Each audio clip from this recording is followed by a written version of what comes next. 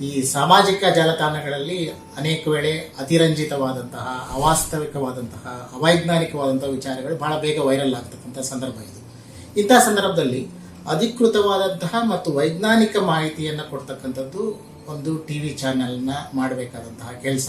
ಆ ಅಧಿಕೃತತೆಯನ್ನ ಶ್ರಮಜೀವಿ ಬಳಗದವರು ಸಾಧಿಸ್ತಾರೆ ಅನ್ನುವಂಥ ಭರವಸೆ ನನಗಿದೆ. ಕಾರಣ ಆ ಒಂದು ಚಾನೆಲ್ನ ಮುಖ್ಯಸ್ಥರು ಡಾಕ್ಟರ್ ವೆಂಕಟರಮಣ ಹೆಗಡೆ ಅವರು ಈಗಾಗಲೇ ಅವರು ತಮ್ಮ ಅನೇಕ ವಸ್ತುನಿಷ್ಠ ವಿವರಗಳಿರ್ತಕ್ಕಂತಹ ವಿಡಿಯೋಗಳ ಮೂಲಕ ಸಾಕಷ್ಟು ರೈತರನ್ನು ತಲುಪಿದ್ದಾರೆ.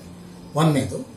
ಎರಡನೇದು, ಬಹಳ ಮುಖ್ಯವಾಗಿ ನಾವು ಹೊಸ ಹೊಸ ಅನ್ವೇಷಣೆಗಳನ್ನ ರೈತರಿಗೆ ತಿಳಿಸ್ತಕ್ಕಂತಹ ಸಂದರ್ಭಗಳು ನಮಗೆ ಬರುತ್ತೆ. ಅವುಗಳನ್ನ ನಾವು ಮಾಡ್ತಾ ಇರ್ತೇವೆ. ಅದ್ರ ಜೊತೆಯಲ್ಲೇ ಕೆಲವು ಮೂಲಭೂತವಾದಂತಹ ಸರಳ ತತ್ವಗಳು ನಮ್ಮ ಕೃಷಿಯಲ್ಲಿ ಇರ್ತವೆ. ಅಂತಹವುಗಳನ್ನು ಸಹ ನಾವು ಪುನರ್ಮನನ ಮಾಡಬೇಕಾದಂತಹ ಸಂದರ್ಭ ಇದು ಅಂತ ನಾನು ಭಾವಿಸ್ತೇನೆ. ಹಾಗೆಯೇ ಕೃಷಿ ಜೊತೆಯಲ್ಲಿ ಪಶುಪಾಲನೆ ಒಂದು ಅವಿನಾಭಾವ ಸಂಬಂಧವನ್ನು ಹೊಂದಿದೆ.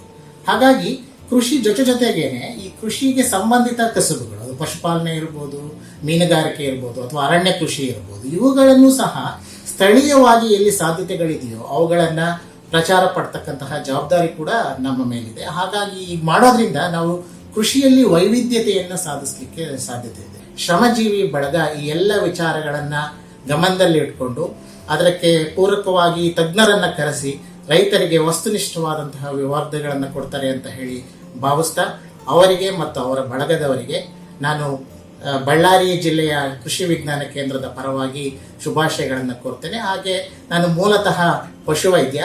ಎಲ್ಲ ಪಶುವೈದ್ಯ ಬಾಂಧವರಿಗೆ, ಪಶುಪಾಲಕರಿಗೆ ನಾನು ಶುಭಾಶಯಗಳನ್ನು ಕೋರ್ತಾ ಶ್ರಮಜೀವಿ ಕೃಷಿ ಬಳಗಕ್ಕೆ ಮತ್ತೊಮ್ಮೆ ಒಳ್ಳೆಯದಾಗಲಿ ಅಂತ ಹೇಳಿ ಕೇಳ್ಕೊಳ್ತೇನೆ. ಧನ್ಯವಾದಗಳು.